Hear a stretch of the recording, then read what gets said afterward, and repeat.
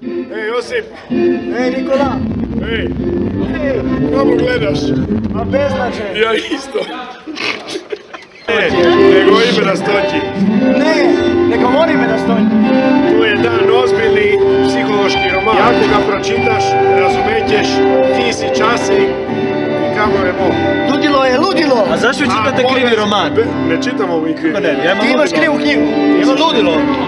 Ej, to je tek u Sloveniju prišla ova Čekaj, knjiga. ovako, kad doktoriraš pogled beznađa, Ej, ova knjiga po nas prišla pred 10 let. a u Sloveniju sad prihaja. Včera, friška je. Kad doktoriramo pogled beznađa, onda prihaja vreme za ludilo. Ludilo je, ludilo! Kada izemo staru sušicu. A ja, vole smo na pešte po kamerah delali. Ja, derali smo decu po dvorce. Čakajmo Ne, sok. disko. A spravljali smo se za disko pol dana. Obavezno frizure na nazad. Izbor kralja I i kraljice kraljice. smo imeli. Karnevala. Ja sam bil kralj. Sani, ja? Ma, ja sam kraljica, ne, kralj. Časi? Mi gledamo beznađe. Vi budete beznače.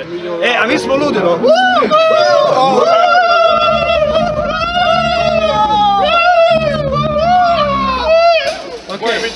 Boje, mi gledamo beznađe.